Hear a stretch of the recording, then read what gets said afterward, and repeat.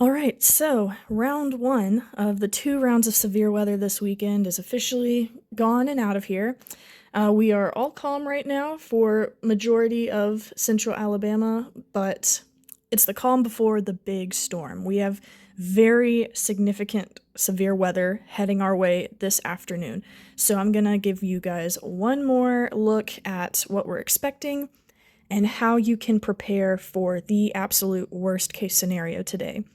Now, I know you've seen a lot of people using very, very strong wording on this severe weather threat, but that just means, you do not need to be taking this lightly at all. This is not, just one of your regular severe weather days where maybe we'll get a thunderstorm or two. This is something that is very significant to the entire state, very life threatening. This is not something to just gloss over. We need to be completely prepared for this event, weather aware today, have multiple ways to receive alerts. So let's go ahead and take a look at the outlook for today. As you can see, we've got a very significant threat across the entire central Alabama area. I'm sure you've already seen this several times on social media, maybe from what I have posted, but we've got a 4 out of 5 moderate risk for our most eastern counties right now, and then a 5 out of 5 high risk. That is the highest we can go on the risk level for the rest of central Alabama. That's including cities like Birmingham, Tuscaloosa, Jasper, Clanton, Demopolis, areas like that. We've got some pretty big areas that are highlighted in this 5 out of 5 high risk. So make sure you are paying attention to the weather today. The timing for this could be around Saturday or today at 11 a.m. through the overnight hours, Sunday to 3 a.m. I think that the bulk of this will be gone by about 1 a.m., but no matter what time of the day it is, you need to be weather aware today. This could include large hail up to 2 inches, damaging winds gust up to 70 miles per hour, and this is the one thing that many people have been asking about is tornadoes. Yes, we can see tornadoes today. We could possibly see some very violent, long track tornadoes. So once again, I want to reiterate it. I can't stress this enough. Be weather aware today. Make sure you are constantly checking on the weather, have multiple ways to receive alerts. Make sure you have a plan.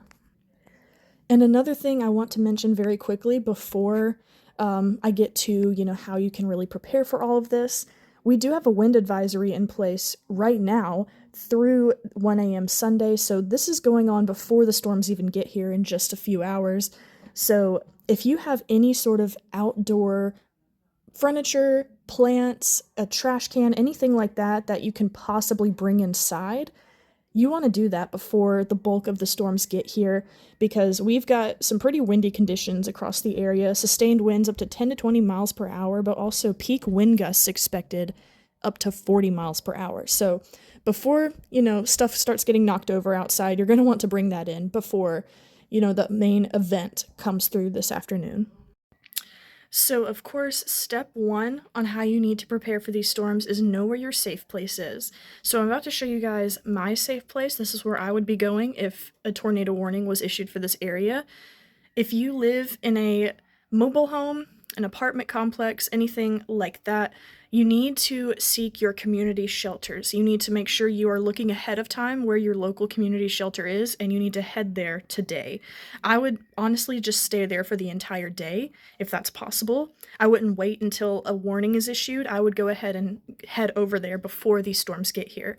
Now, for one-story homes or multi-level homes, if you have a lowest level, like I am in my basement right now, the lowest floor in your house, most interior room away from windows, that is the perfect place to be. If you don't have a basement like I do, just get on the lowest floor of your house in that interior room. It could be like a closet or a bathroom. So I'm going to show you my safe place right now. I am, again, in my basement.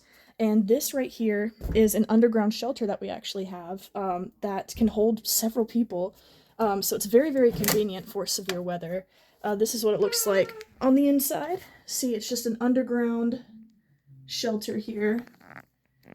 So this is where my family would go if we had a tornado warning issued for the area. Now this is An optional thing, of course, because a lot of people across central Alabama do have farm animals, and I know I have had a couple of people ask me what should they do with their farm animals.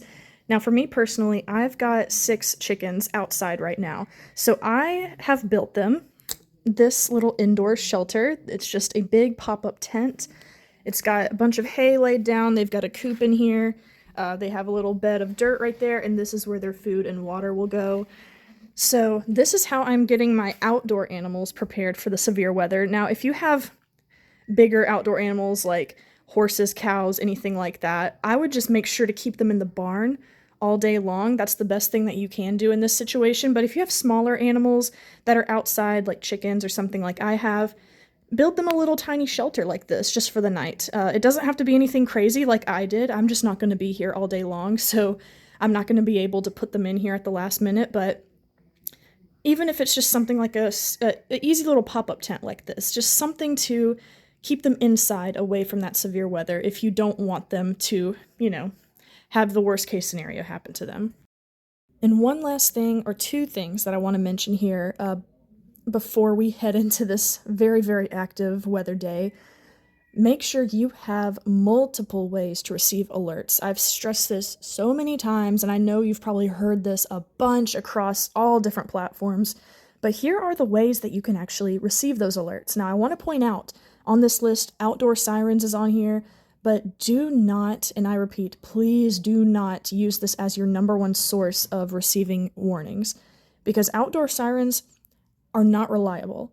They can fail, they can break, they can not be heard across the entire area that it's trying to, emit that siren to. I know exactly like where I am right now, there are multiple tornado sirens across this area, and they have actually been doing maintenance on them at the moment, or like the last couple of weeks. So there's a possibility they might not even turn on today. So outdoor sirens is definitely not the number one source of your method that you need to be relying on. Try other ways on this list, like a weather radio. You can get those at your local hardware store. Make sure you have different weather apps. Maybe that's your local TV news station's weather app. Make sure you just have the TV on today, listening to your local meteorologist. I'm sure that they will definitely be on the air even before this event happens because of the significance of this event. If you're on social media, you can definitely check back on here on all different platforms, and I am sure that there will be several different ways that you can receive those warnings here on social media. And of course, just stay in connection with your friends, family, and coworkers. Make sure that they are receiving those warnings as well, because not everybody has access to multiple methods of receiving those warnings. So make sure you are staying in contact with those that might not have a way to receive multiple warnings. And the last thing here I want to mention is your safety kit. This is what you need to be taking with you to your safe place in case there is a warning issued for your area.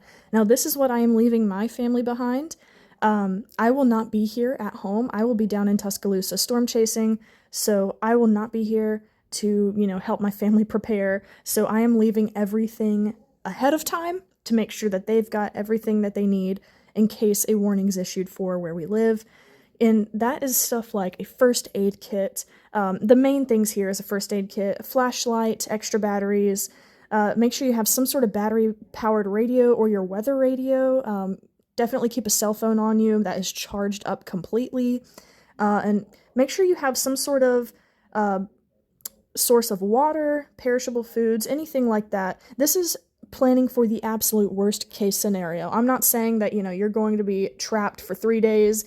This is something that's like prepare for the absolute worst, even if it doesn't happen at all. Like I said before, you want to be prepared for the worst possible case scenario rather than not be prepared at all and that worst possible thing happens. So even though it might sound silly to take some of these things down into the basement or down into your safe place with you, it's still necessary because you want to just be overly prepared for today. Even if absolutely nothing happens, you want to just be overly prepared for this. So even some other things to mention, cash, credit card, your prescription meds, if you have those, any sort of special need items for you, change of clothes, and make sure you're wearing shoes. I have stressed that so many times through severe weather coverage that you need to have shoes on. If the worst case scenario happens, you do not want to be walking around barefoot. So make sure you have shoes on, not open-toed shoes, definitely closed-toed shoes. So this is just a very generic list right here of what you can bring with you. Of course, if you have any pets with you, bring those as well, or just anything important to you. Make sure you bring that in with you as well. So once again, just make sure you are completely prepared for this event, have multiple ways to receive your warnings, know your safe place, have a safety kit, have a plan for this severe weather event.